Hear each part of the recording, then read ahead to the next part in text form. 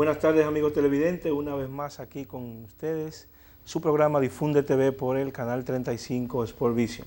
Buenas tardes, José Torres. Buenas tardes, Alberto, y buenas tardes a todo el público que cada lunes se da cita con este espacio Difunde TV. Y muchas informaciones, Alberto, para el día de hoy, sobre todo informaciones del ámbito judicial. Tenemos consejo de la magistratura, tenemos que el procurador va a dar los nombres, tenemos medida de coerción al joven de Vallaguana, tenemos el caso también del conserje de Yamasá, muchos casos judiciales, Odebrecht. Sí, además también tenemos, en el día de mañana se va a reunir el Consejo Consultivo del Trabajo, en donde... ¿Con qué se come eso? ¿Qué es eso?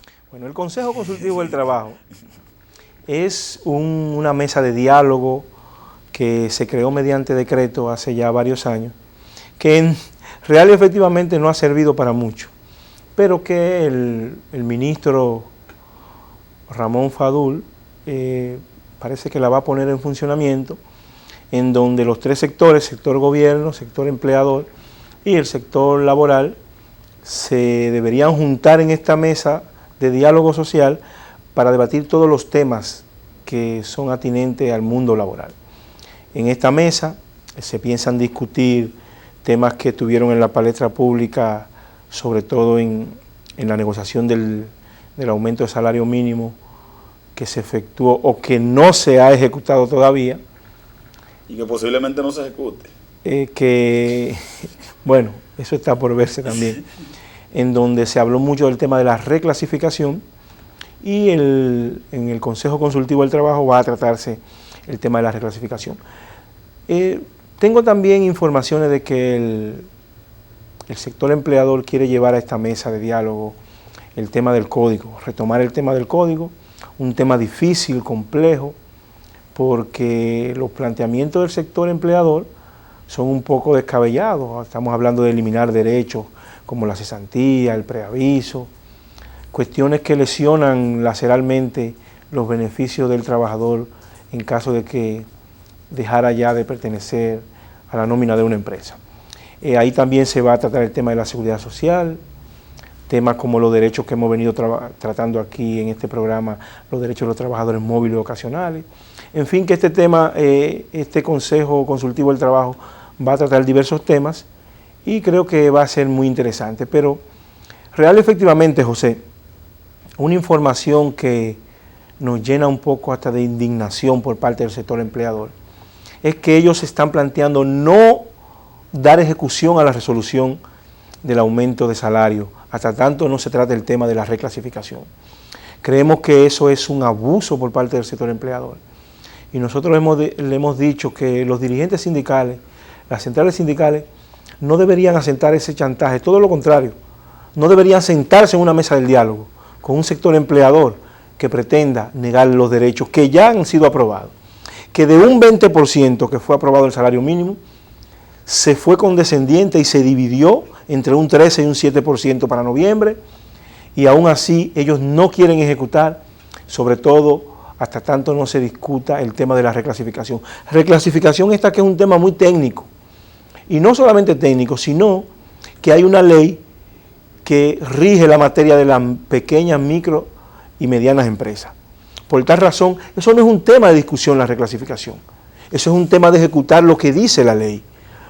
Quiero llamar la atención al sector laboral en esta mesa de diálogo para que no se deje chantajear y para que se ejecute lo que dice la ley. Y que se ejecute el mandato de la resolución 5/2017 respecto al aumento del salario mínimo, que en principio es un 13% en una primera partida y que en noviembre deberá ser un 7%, que real y efectivamente nosotros creemos que al final va a ser más de un 20%, o debería ser más de un 20%, porque no es lo mismo aumentar un 13 ahora, y cuando llegue noviembre a este salario aumentarle un 7, quiere decir que se estaría por encima del 20%. ¿Qué pasa, Alberto? Sí, no, Yo creo que esos empresarios van a aplicarle el 7 al salario ya ejecutado, debería ser así. No, debería, pero tú puedes tener por seguro, y ahí usted puede jugar ese palé, que si fuera un número se va a sacar seguro, que ellos van a aplicar el 7 al salario antiguo, al de 12, por ejemplo, al mínimo mayor, que es de 12.873, que debió llegar con el 20% a más de 15,000 pesos y ahora va a ser de 14,500 y tanto. Ellos le van a aplicar el 7 al 15. Pero el 7 deben aplicárselo al 14,000 y pico. Debieran aplicárselo al de 14,000 y pico. Pero, conociendo nosotros y observando las muestras de mezquindad que ha dado el sector empleador, que al día de hoy quiere postergar inclusive la aplicación de este salario, con el día de hoy, 15 de mayo, debió cobrarse. O debe cobrarse ese aumento, y Copardón está llamando a que se aplique supuestamente el 30 con retroactivo para tratar el tema de la reclasificación en una especie de chantaje, tanto al Ministerio de Trabajo como a los representantes de los trabajadores. Entendemos que bajo ningún concepto se puede postergar más este pírrico aumento que se ha logrado en esta etapa de un 13% y luego para noviembre de un 7%, por mamotretos, por incidentes provocados, por altimañas que están por trabas que coloca el sector empresarial para postergar este aumento que efectivamente debe realizarse ya a partir de la quincena del día de hoy. El Ministerio de Trabajo, el gobierno, debe ser enérgico, no puede dar su brazo a torcer, y ya que con la aplicación del 20% fueron muy flexibles, creo que ha llegado el momento, Alberto, de que el sector oficial ponga mano dura para que los trabajadores puedan disfrutar de este aumento que por demás entendemos que es pírrico, como señalamos anteriormente. Pero de igual manera, José, también la población y miles de trabajadores que van a ser beneficiados con este aumento deben estar alerta para que nadie ni nada pueda evitar que los derechos que ellos han podido lograr mediante las leyes establecidas y sobre todo esa resolución que Copardón ha llamado a no ejecutar hasta tanto no haya reclasificación, los trabajadores puedan exigir ese derecho, el cumplimiento de esa resolución, y por ende van a contar con todo el apoyo nuestro desde aquí, de su programa Difunde TV. Vamos a una pausa y regresamos en breve con su programa Difunde TV.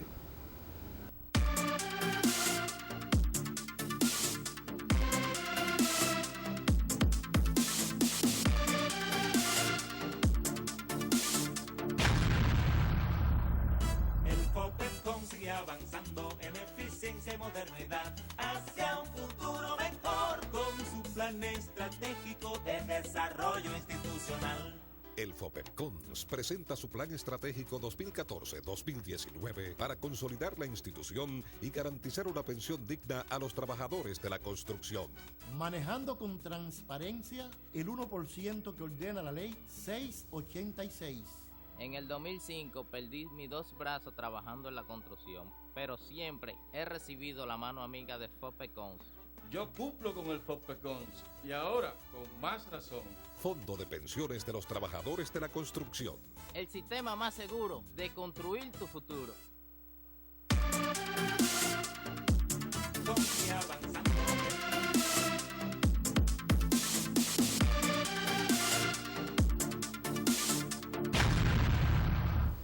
Continuamos aquí este lunes 15 de mayo en su programa Difunde TV por el canal 35 Sport Vision. En el día de hoy, esta tarde, José y amigos televidentes, está convocado por el presidente de la República y presidente del Consejo Nacional de la Magistratura, el Consejo Nacional de la Magistratura. Hay muchos aspirantes, hay muchos rumores, José, también. Se van a sustituir alrededor de 10 jueces del Tribunal Superior Electoral. La verdad es que ese Tribunal Superior Electoral es un Tribunal Superior Electoral funesto. Yo creo que las decisiones de ese tribunal no han sido apegadas a las leyes y a los reglamentos y las normativas establecidas en el país.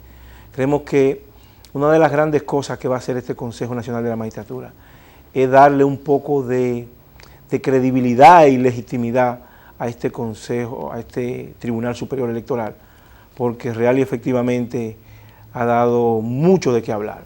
También se van a sustituir algunos miembros de la Suprema Corte de Justicia y del Tribunal Constitucional. Creo que se va a sustituir uno porque ha sobrepasado el límite de la edad establecida.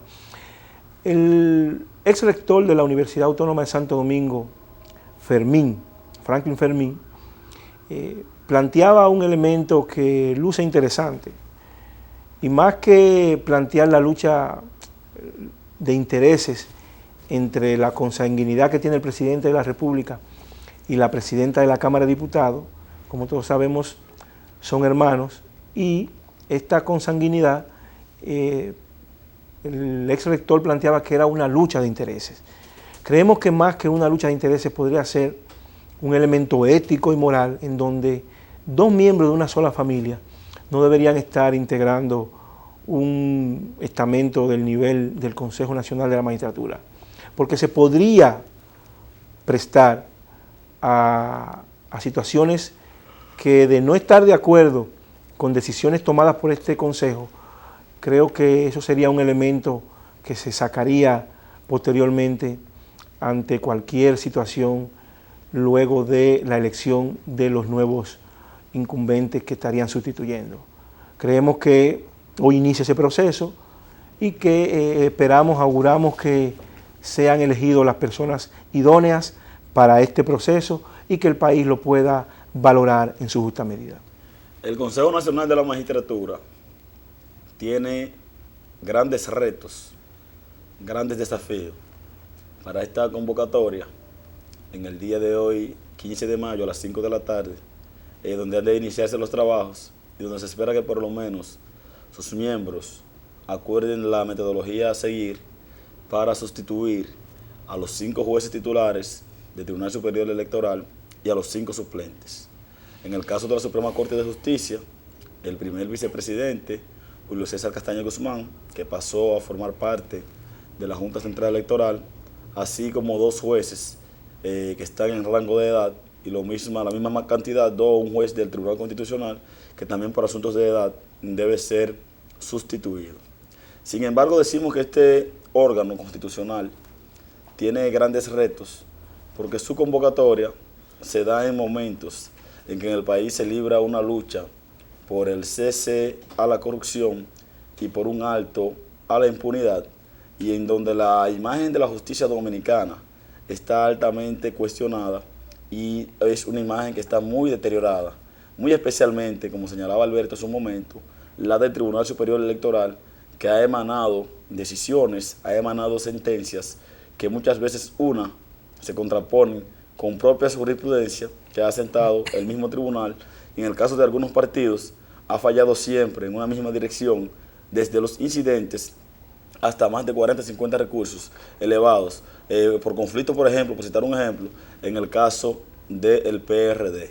Este órgano del Consejo tiene la responsabilidad de elegir jueces que satisfagan lo que es las expectativas de la sociedad dominicana, porque de no ser así, podría esto convertirse en una arista que siga fortaleciendo los movimientos populares que están reclamando derechos en el país.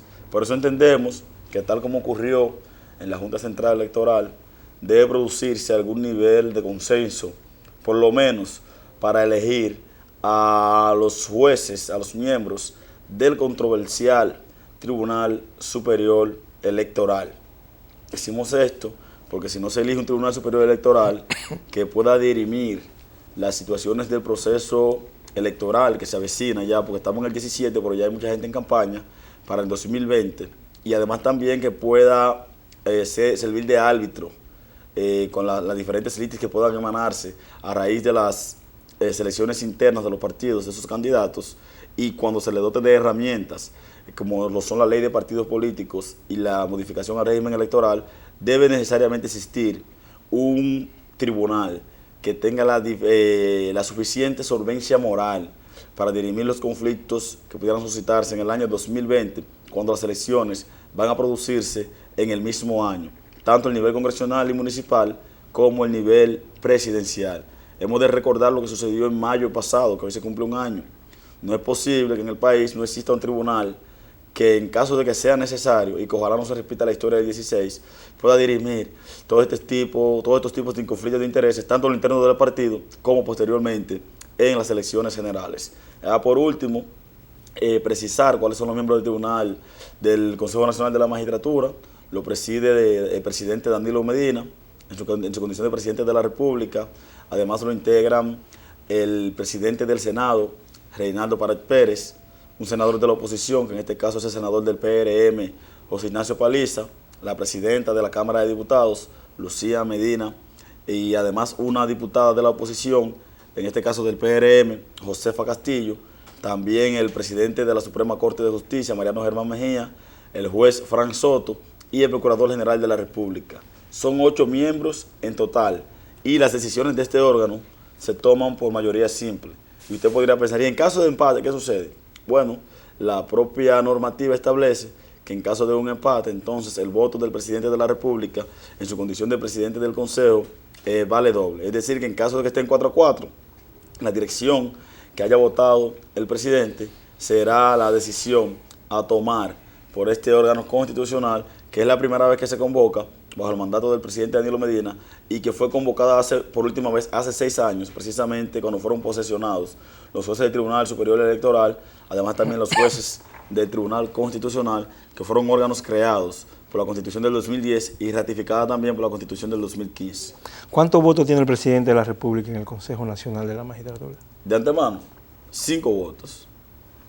Tiene el voto del Reinaldo Pared Pérez, tiene el voto del procurador, que es un empleado suyo, tiene el voto de Lucía Medina, que también es miembro del comité político, tiene su voto, que son 4, y como el del vale 2, tiene 5. Es decir, que el presidente Danilo Medina tiene mayoría a lo interno del Consejo Nacional de la Magistratura, esto a menos de que solamente podemos indicarle 4 miembros. Pero si le agregamos a la denuncia que se han hecho, de que tanto Fran Soto como Mariano también responden a la línea del PLD, pero en este caso la tendencia del presidente Fernández, serían 6 votos del lado oficial y 2 de la oposición. Sin embargo, Alberto, hay que establecer que el PLD tenía la mayoría para imponer los 5 miembros de la Junta Central Electoral y por la presión popular no lo pudo hacer.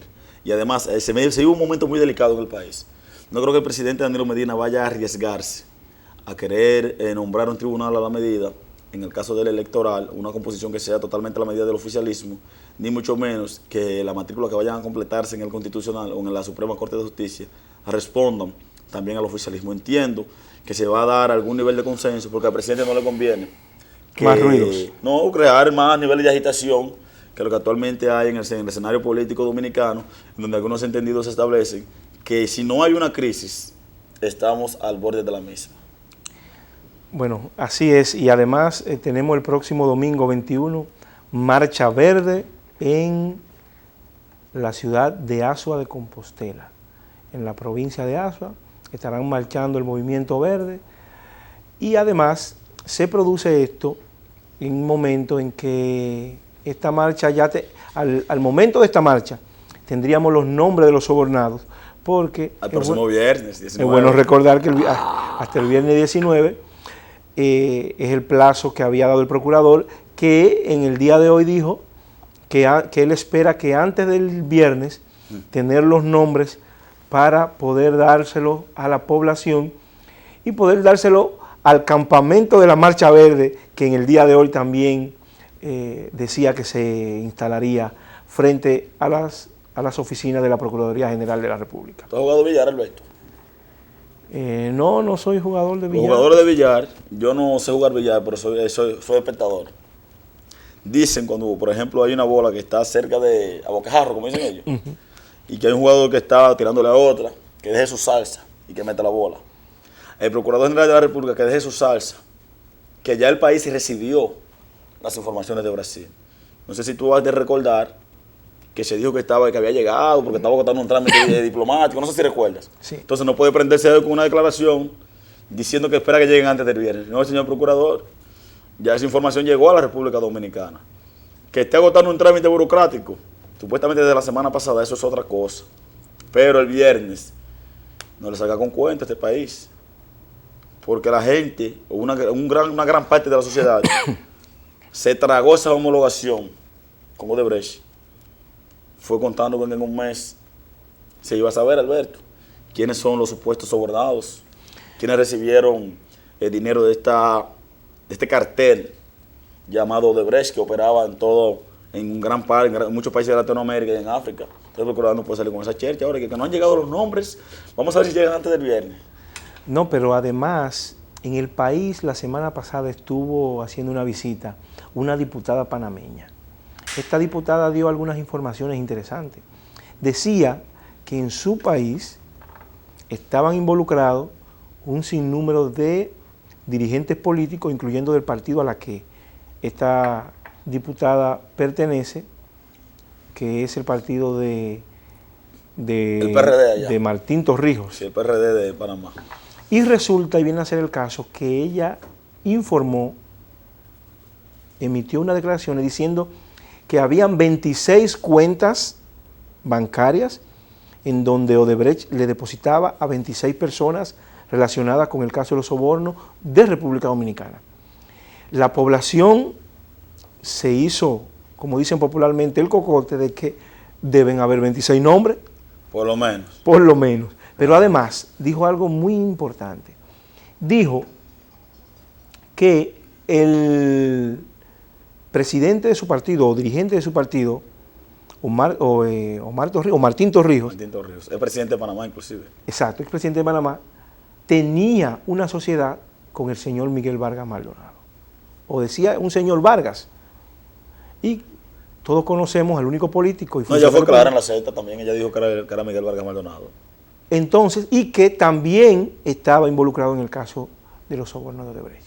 Entonces, todas esas informaciones han estado en la opinión pública y los dominicanos y dominicanas están esperando una respuesta. Porque a mí me parece que la sociedad, y sobre todo el movimiento verde, ha estado buscando informaciones fuera del país para que aquí el procurador no salga con cuento. Con un cuento. Porque ahorita, Entonces, hacen una listica, escúchame que te interrumpa. Alberto Santana, José Torres, Juan Pérez, el hijo de Machepa, y los verdaderos que recibieron los fondos, un pote, como siempre, quedan bajo el manto de la impunidad. No, pero hay un asunto bien interesante también que ocurrió la semana pasada, y es que uno de los miembros de la comisión de Punta Catalina dijo que lo menos que puede hacer ahí es aparecer un preso. Servietulo Cataño Guzmán. No lo dijo así textualmente, pero dijo que los hallazgos que tenían era para enviarlo al Ministerio Público. Claro. Y que él iba a decir su verdad, amén del informe que rinde la comisión. Exactamente, pero además dijo algo que no tiene desperdicio. Dijo, pero ven acá, el contrato más importante en el tema de soborno y sobrevaluaciones se ejecutó del 2012 al 2014, que es la planta de Punta Catalina. Y los 92 millones de dólares comprenden desde el año 2001 al 2014. Claro. Entonces quiere decir que del 2012 hacia atrás se entregaron 92 millones de dólares en soborno, y del 2012 al 2014, teniendo en cuenta que la obra más importante de Odebrecht es la obra de la planta de Punta Catalina. Ahí no se entregó ningún soborno. Lo que pasa es que esa obra es una obra que involucra directamente a personas muy allegadas al presidente de la República, porque es la obra cumbre del presidente Danilo Medina.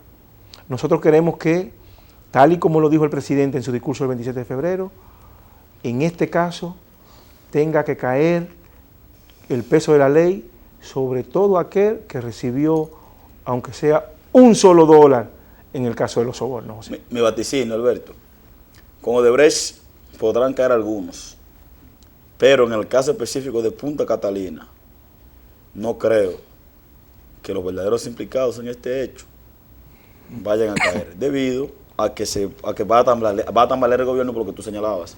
Eso toca de manera muy sensible las fibras del oficialismo. Alberto, una información de último minuto. Acaba de ser entregado este señor, el señor Prudencio Peralta, de 67 años. Vamos a ver si pueden observarlo acá. Se entregó en el Palacio de Justicia de Monteplata. Este señor es sindicado, este es el conserje, acusado de haber abusado de varias niñas menores de edad en una escuela de Yamasá. Este señor, como repetimos el nombre, Prudencio Peralta de la Cruz, es de Yamasá. Es acusado de violar varias niñas de la escuela Fray Pedro de Córdoba, en el municipio de Yamasá, y que además es hermano, Alberto, del que era procurador fiscal de Monteplata y que ahora es ayudante especial del Procurador General de la República. Sé que se llama, le dicen Vigilito allá en Monteplata. Virgilio no recuerdo el apellido, pero es hermano también de él. Gracias a Dios que se entregó y esperamos que la justicia, en este caso, también actúe. En otra información de Monteplata, Alberto, el joven Daniel López, que es acusado de haber agredido a una compañera con un video que se hizo viral. El video viral de las redes sociales. Exactamente. Se entregó también el pasado sábado. En el día de hoy se le estaba conociendo medida de coerción y la misma fue aplazada para el próximo miércoles. A Daniel López se le fue a aplazar la medida de coerción para el próximo miércoles y el Ministerio Público está pidiendo 3 meses de prisión preventiva contra este joven de 18 años que de forma brutal golpeó a una niña de 15 años en una escuela de Vallaguana. Bueno, esperamos que la ley haga su papel en una justicia tan deslegitimada, por no decir otra cosa, porque los casos que hemos visto, todo el que tiene un padrino sabe que va en coche en esta justicia. Sí, y un distrito judicial de Monteplata que es tan cuestionado y que es comparable inclusive con San Cristóbal. Cuando San Cristóbal estaba en sus peores momentos, respecto a que se vendían sentencias, todo lo que ustedes puedan imaginarse. Lo propio se ha dicho del entramado judicial de la provincia de Monteplata y ojalá en estos casos haya justicia, porque son casos que han consternado a la sociedad dominicana y no solamente porque hayan consternado. Todo aquel que comete un ilícito, que comete un delito, que comete un crimen, debe ser juzgado respetándole sus derechos a la luz de lo que establece nuestro Código Procesal Penal, pero sin embargo aplicándole la ley desde el más grande hasta el más pequeño, no como se hace aquí, que la justicia es para unos y no para otros, la ley del embudo. Ojalá, yo tengo esa utopía de que algún día en la República Dominicana vivamos todos, desde el presidente de la República hasta el limpiabotas de mi barrio, bajo el imperio de la ley. Sí, al final queremos recordar que en este fin de semana el ingeniero Diandino Peña fue destituido luego de todo un reportaje de un programa de investigación y fueron premiados. Parecería que el gobierno de Miguel Vargas Maldonado está dando sus frutos porque Fiquito fue nombrado cónsul en Toronto, Canadá. Sí. Y Tomás Hernández Alberto, el hombre de los sueños, sí, también sacó un número premiado. Ahí en el CEA, en el Consejo de Administración del CEA. No, fue en el Banco Agrícola. En el Banco Agrícola, sí, tienes razón. Así que felicidades a los agraciados. Claro, claro. Y parecería que es bueno estar en el círculo de Miguel Vargas porque ni los PLDistas del Comité Central consiguen decreto. Yo no soy de un Pueblo, pero Fiquito y yo éramos amigos cuando conocidos, cuando era diputado. Muy buen dirigente. Sí, muy buen dirigente. Será hasta la próxima semana. Gracias por estar con nosotros aquí en su programa Difunde TV por el canal 35 de Sportvisión. Hasta la próxima.